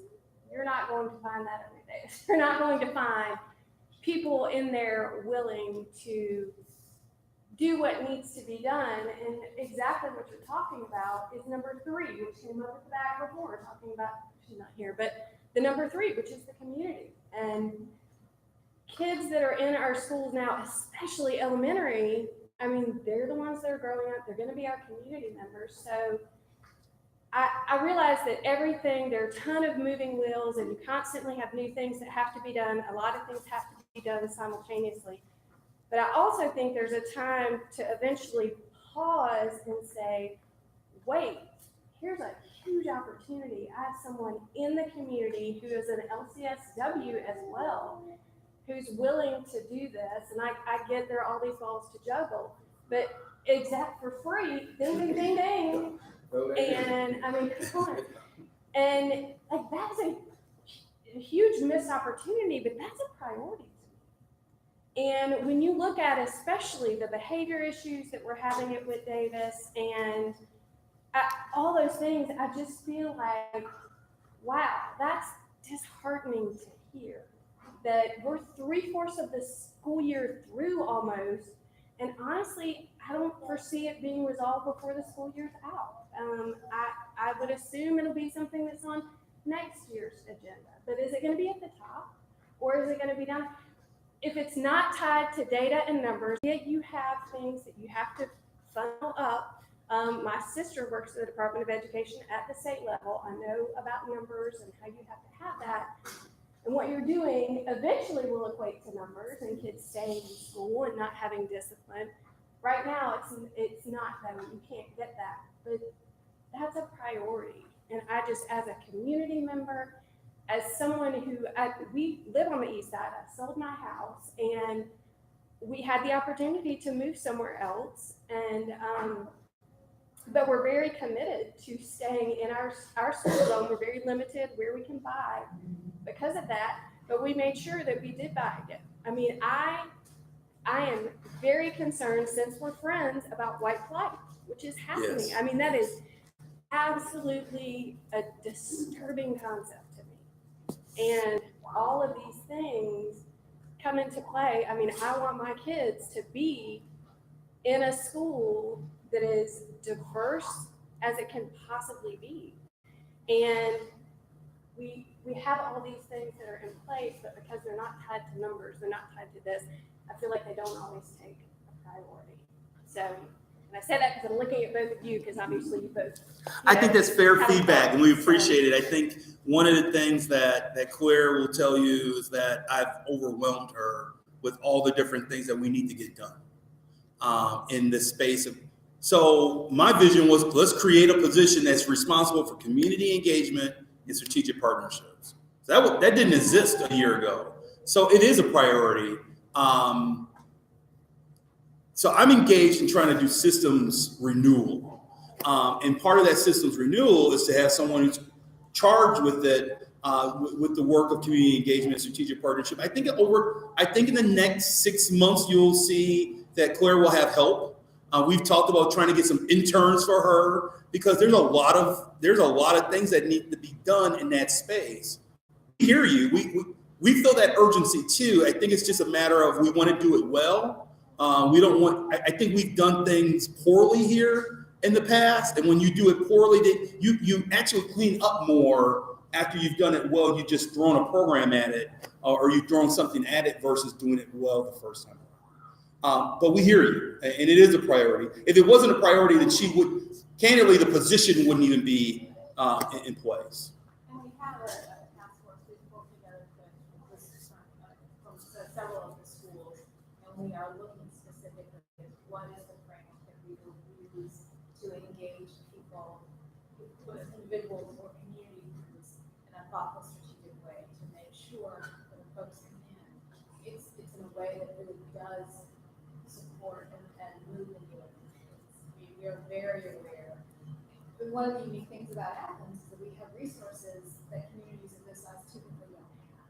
And it's how do we leverage that in a way that really makes a difference for the kids and the teachers, and it doesn't end up being a distraction, or doesn't have much of an impact. We definitely hear you. We would say, just hold on, just stay patient with us. So when you came in to see me, I heard you. I thought to myself, okay, but I need someone who's going to actually, that's their job. They get up in the morning and they go to bed at night thinking, how do I bring the community in? How do I form partnerships in a way that is strategic? And so I heard you. She'll get to you eventually. She'll get there. It's just a matter of, we have to build it out. It's got to be aligned. It's got to be strategic. Yes, ma'am. I echo what she said, the and conversation that gave a broader view of what the community is discussing, all of our assumptions and rumors and what is believing in. So bringing everybody in one place to discuss the things together does clear the air for everybody. My first comment would be what he just said, the sense that is here, so it would be nice while we're doing that work to, I'm sure I just took the test for Georgia Parent Survey, to make sure that every parent feels comfortable in this, for example. It doesn't have to be just an organization or people, but if all parents of all backgrounds can just they will be able to come to all. So this is that helpful ask what can I help you? And that will make our school better. And my other point is a question that the students asked was regarding she had two questions. The second one I didn't well hear the answer to that is how it's are the teachers taking any kind of diversity in inclusion training? That could be seasoned teachers who are already here in the school for years, and the new teachers who are coming in as part of their onboarding requirement. Because if you have a district as diverse as strong, you should have that type of training. I feel like some teachers would like to know what to do with these kids or how to behave with these kids in that arena, not just the learning part, because they haven't trained to teach. But they may not know that culturally responsible method of dealing with these kids, or they do not understand because the kids is coming in with some other consideration. They have an difficulty can be life of that kid because of the way they handle it. So is there anything going on? I'm going to answer that question. I want to make sure I get to everyone because we're about 20 minutes left. So I have it. You're right. I appreciate you calling me out and saying you didn't hear a full answer on that one. So I'll answer that one. Let's go here first and then go in the back, and then we have Ms. Green. My question is actually almost the reverse. I felt like I heard talking about induction and teacher recruitment, but I'm What's the concerned plan? about the people who are here. Some for 10 to 15 years, we actually had someone volunteer multitude of time at WIT, I'm on the fellowship at WIT, to do diversity and inclusion physically for our group of teachers. I asked for a full calendar of PL that's going on for the teachers, and I saw things you want to see. You see trauma, you see, of course, right now a lot of data work and that kind of thing. But it's like, where do they?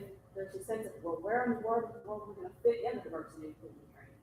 And while they're saying that, but at the same time, I feel like we're like hemorrhaging because it's not this. Sure. I'll answer it. Yes. Okay, so I want to try to answer that. This one time, this was the two schools that my children are in. So at COYO, what we did with our LSGT was allocate some of our funds to mindfulness training.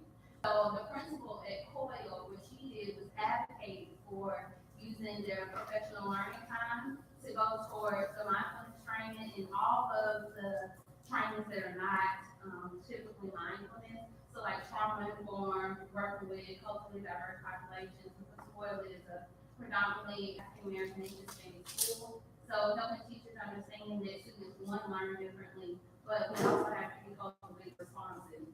And not just in the classroom, but when teachers are interacting in the hallway. And I visited Cedar, my son's at Cedar, and the principal there, so I got to meet with a group of the student leaders there, and we just so happened to walk in.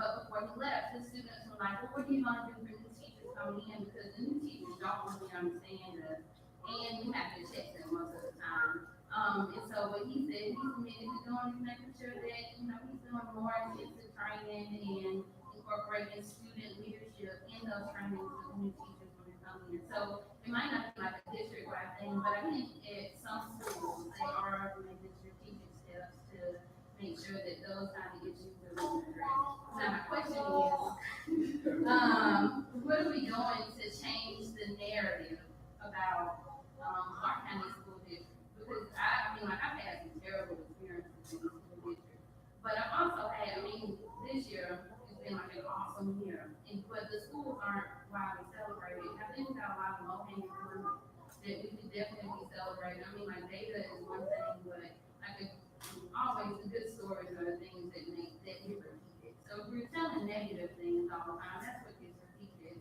And that's what makes, you know, Clark County look worse than Oconee County. When Oconee County knows to, like, keep their mouth shut about it. They got the same issue. They just don't be quiet about it. And I mean, we end up looking like bad guys, and people go to Oconee County and end up with, like, they're more traumatized there than they really be here. But we don't tell our story. So we've tried to make a pivot this year. You know, we've tried to make the pivot this year of we're trying to get better every day. And we talk about, we've started by giving awards out to staff members internally at board meetings to say, here are people who are going above and beyond, who are bright stories. And there is a promise video that Mary Whitwire, who's taping right now, who's putting out to say, here are teachers who are living up to our instructional promise. We've made that pivot this year, and we'll continue to work on that narrative of we're getting better every day. I'm a realist, so I don't want to hide from who we are. I think the feedback I was given is that Proud to Be CCSD campaign, people started to kind of snicker at it after a while, saying, okay, well, what am I proud of? And are we really talking about the real component of the work, or is this just a marketing scheme? And so I want to be real. I've always told people I'm going to be authentic, and I'll tell you what I think, and hopefully you'll like it all the time. Sometimes you may not. But that's what I believe in my core, in my heart, of we're getting better every day, and we're making a promise to kids. And so the story is one of redemption, and it's hard work. And if we all focus on alignment and doing what we have to do for our kids, we can turn this around. That's the message. Ms. Green. Dr. Bates, I'm sorry to jump in. Also, we're doing everyday Facebook posts. Weekly, we're doing stories online about, you know, what's happening in the district. Every Friday, we're sending out a digital newsletter. It's all positive information. Mary has priority goals that she has set for our key performance indicators that we've written stories to the newspaper at least twice a week about positive things that are happening. So we have been very intentional about trying to change the rhetoric and narrative about Clark County School District, but we are doing that through Facebook, weekly, everything that comes out on Friday is all positive. We do the website posts, we're doing the What's Your Promise teacher videos, and we're getting media releases out in a very thoughtful and systematic way. So maybe you could just like the sandwich thing, like here's something real good, and here's the data, and then here's something else real good. So we get like real good data. Surprise, we ain't doing it great. Well, the data usually comes out at the times when there's new data. So students are assessed quarterly. So you may see a data report at the end of that quarter because that's when the new data comes out. But the good stuff's coming out every week. Every day every day we're posting on Facebook. Something Mary ran away on me, but we are posting every day something on Facebook, and we're sending something every week. Now when the data comes out, I think maybe what I hear you saying is send the data send them together. Is that what I hear you saying? Well, we'll talk about that. But we are flooding you all. If you're on any social media, if you have your email, we're getting those positive stories out daily, weekly, and in the media. But because we're trying to be responsive to the feedback that we received. I hear what you're saying. Well, and it's good feedback. I appreciate it. We're just so the communication path that we're using right now is in reaction to the feedback I received when I came in. And be transparent, and people felt that they were being manipulated by the data. That they felt that the data was, so some people are saying, well, we always knew that the data was this bad, but no one ever, or I've heard, no one told me it was this bad before. Why wasn't I ever told? Or I was manipulated. And so we're good feedback. We appreciate what you're sharing with us in terms of, okay, give us the real data, be authentic, be transparent, but give us at least a little bit of a bright spot in the work that you're trying to do. I think that's what I'm hearing, and that's fair. James gets the most amount of criticism, but James got a lot of stuff going on inside of their school building. So it's like when we're looking at data for games and they read all the way across, or like even the math scores, like here's the math scores, this is based on student achievement, not test scores, so making sure that is clear. But the students may not be, like where we wanted them to be, but they have made like the other side of it. So if it's 33%, well that means 77% of somebody's doing something right. So maybe our method, so we'll keep working at it, because the second grade team at Gaines was recognized at the last board meeting for having the highest percentage of growth. When I shared that data with the board a month ago, I said, okay, here's the data, but let's talk about Gaines second grade team for a second. So those messages are coming out. Maybe, I don't know. I think Gaines was in the newsletter yesterday that went out to every parent. I was going out. But we hear you. I mean, I think we're finding a balance. It's great. But it's good feedback. So I'm kind of as a parent today.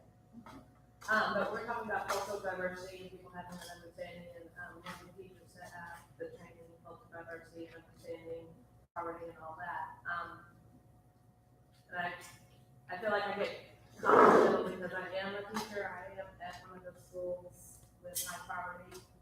But I'm also a biracial family, and there are things that I see every day that my husband and seeing my boy in the morning face every day also, as far as the skin color of the skin. Having said all that, we talk about we want teachers to be aware of all these issues, and if it wasn't for the fact that I was on LSUT, I would have gone to the Manning Institute and done all their diversity training that they presented to LSUT. And I didn't know that now I thought about offering something like that to parents in the community, because I feel like there's a good group of us, probably mostly of us who are white, who don't really understand what poverty looks like and what our children are facing. We see the numbers, we see the data and all that, but we don't get to experience training like we did through the Manning Institute. And I didn't know if the county is not, it's not just the children, but I think I hear a lot of people talk about my school that I happen to work at and other schools, but I don't know that there's a true understanding about cultural diversity and poverty other than the numbers. So I didn't know the district had thought about trying to do any kind of training, not training or just a open discussion of what it really looks like and how we are privileged and others are not. We've been going through something. So to answer the question on the there's multiple questions.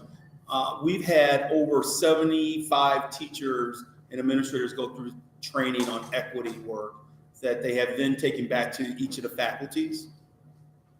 And the faculties are to create an equity plan. And that's different from diversity training. Diversity training says, so how am I different from another person? The equity plan is to say, so you know what the data situation is. What are you going to do to change it?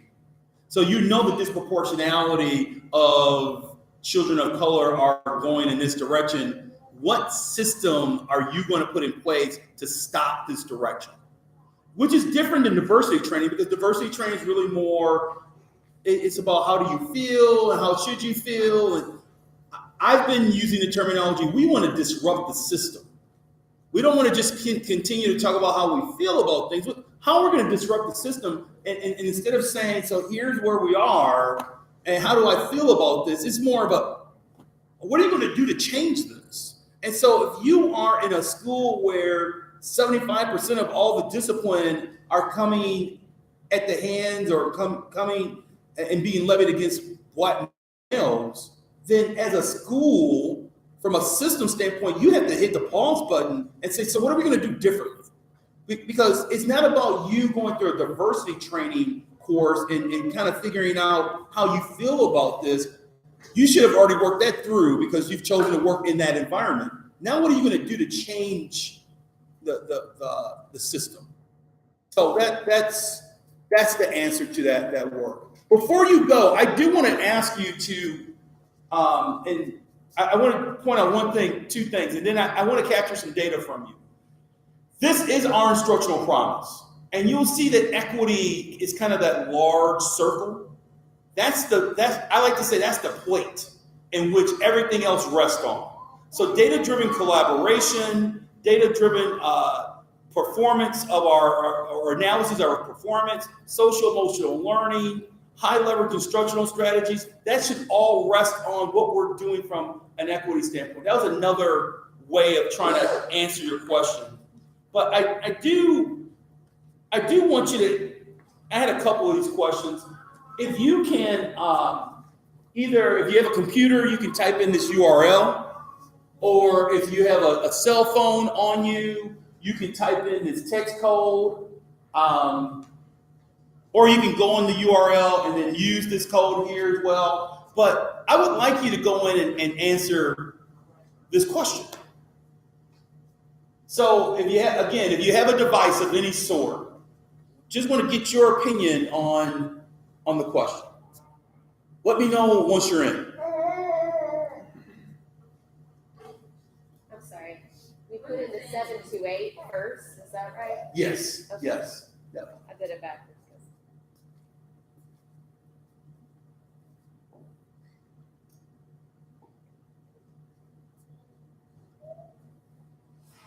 So what should happen for the link, you should actually text the number 347-827-918. And then you'll put in the number 728-55. So the way it's written there, like that. I think it's the other, yes. The other one.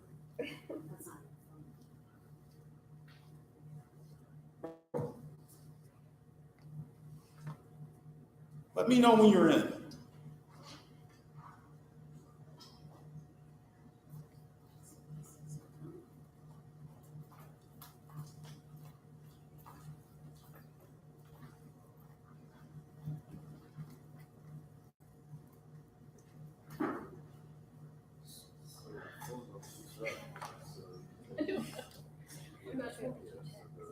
So I think I need a dash.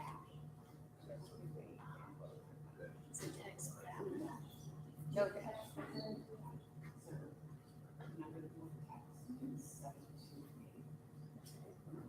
Yeah. Oh, that's what I did.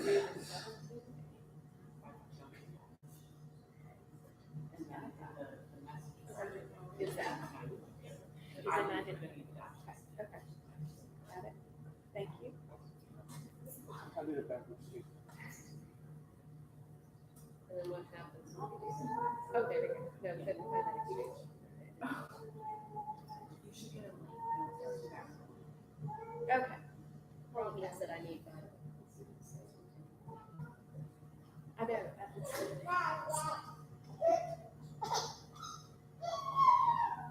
Okay. There we go.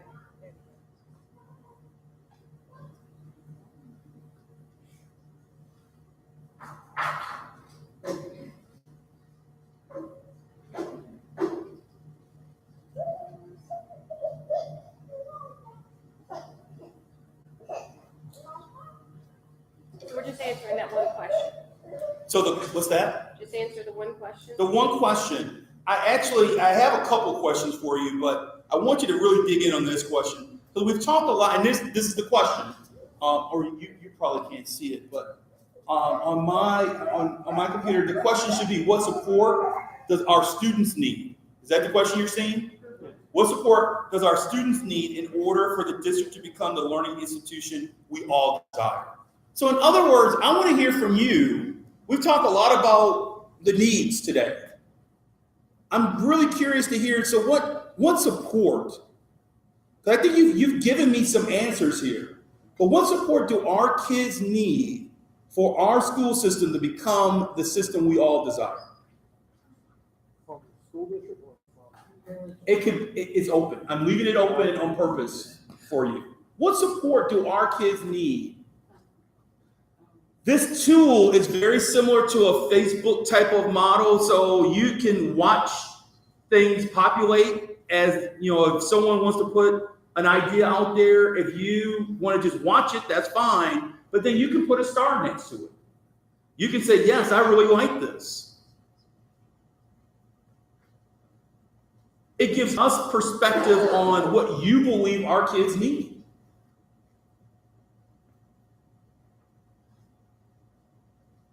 Which is the reason why you spend 2 hours with us on a Saturday to tell us what our kids need as a system. So we'd love to hear that feedback from you. A lot of good dialogue today, but let's capture what you believe our students need in terms of support in order for this school system to be what we want it to be.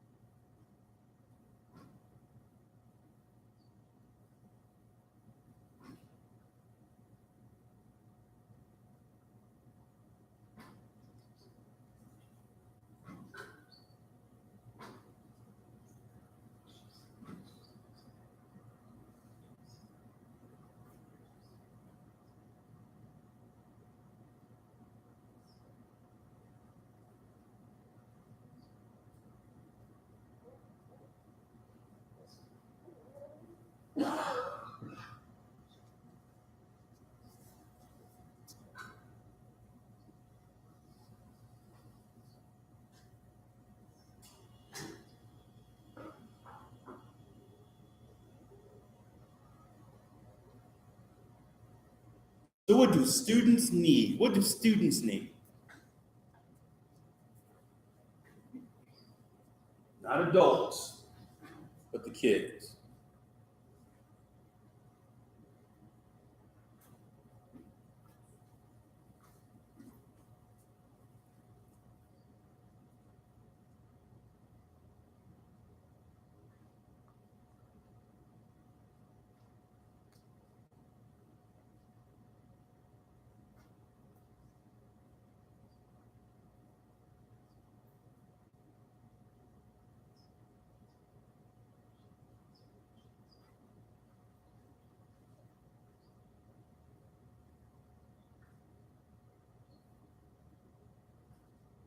So we spent a lot of time today talking about culturally responsive teachers. So I would assume that would be one of your items. We spent a lot of time talking about that today.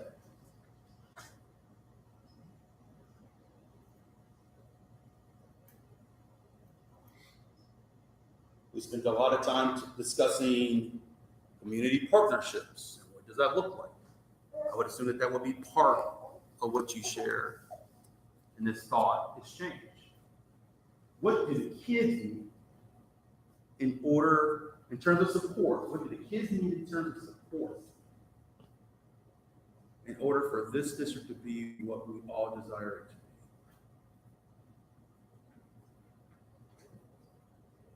Because this is the type of question, candidly, that then drives our thoughts around budgeting. So what are the supports we need? Our kids need, not what we need, our kids. What are the supports that our kids need?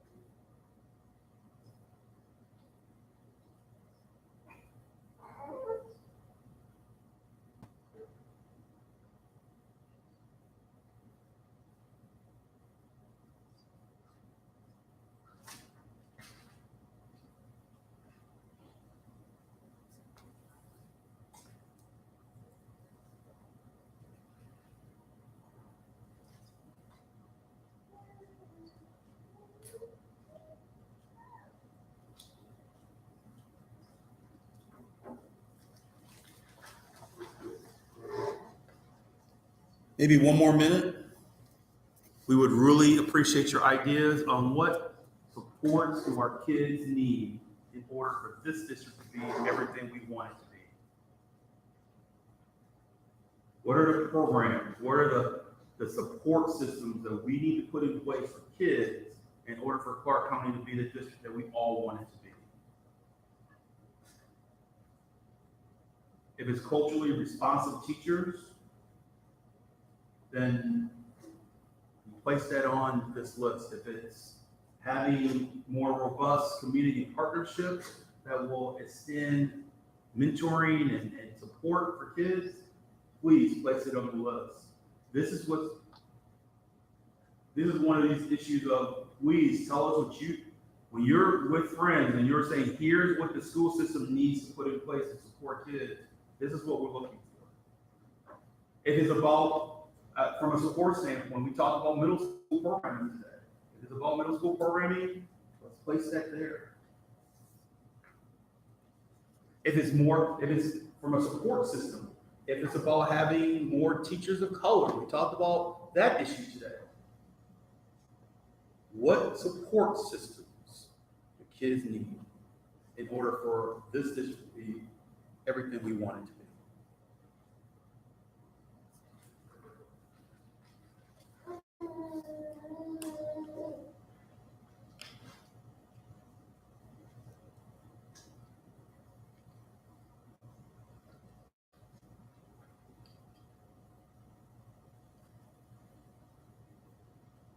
This question gives us a chance to be aspirational. It gives us a chance to look forward together.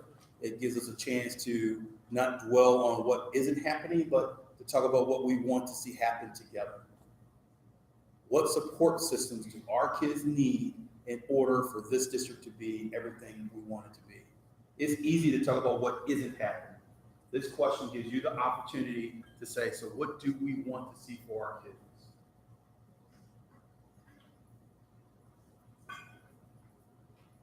We've been asking this question of a lot of different groups. Again, it gets us out of the mental state of talking about what's not happening and talking about what was our collective aspiration. What do we want to be together? We want to see different middle school programming, let's put it on there. You want to see magnet school, put it on there. A lot of ideas were exchanged today. I hope that everything that we talked about today would end up on this thought exchange. Otherwise,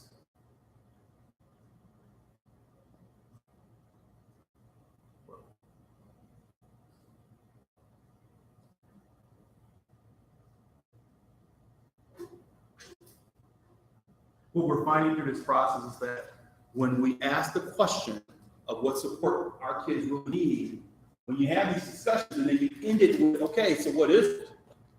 Well, we may have spent 40 minutes talking about culturally responsive teachers. If it doesn't rise up on that list, then how do we reconcile that conversation? Or if the concept of a magnet school or middle school reprogramming, those things, if we spent 2 hours together and those things did not emerge from the thought exchange, then it does give us that. It's currently 12:07. We're going to give it until 12:08.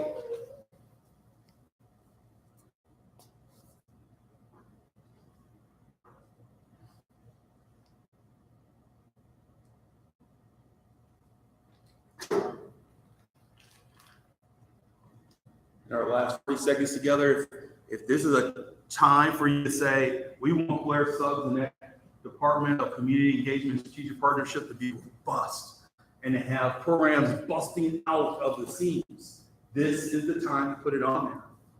Because so often we have community gatherings and we talk and then we don't have information to say, so what does the group really want? Yes. And what's your next one like this? This was the one community gathering I had for the spring. I may come back after spring break and have another. Yep. This has been very helpful, good feedback.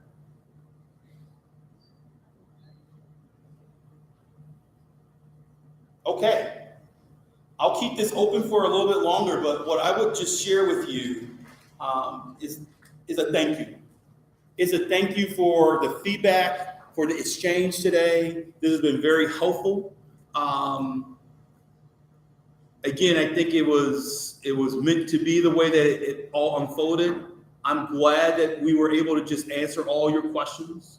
I think there was a healthy dialogue, and I hope that you recognize that toward the end here, we're capturing what you believe our kids need in order for this school system to be what we want it to be. We'll keep working together. We're committed to getting better every day. And with your feedback and your help and your support, we can get there.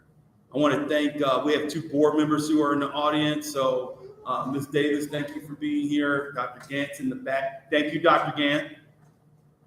Thank you, Ms. Davis, for being here. And with that, please go out and enjoy this beautiful day. Thank you for being here. Appreciate it.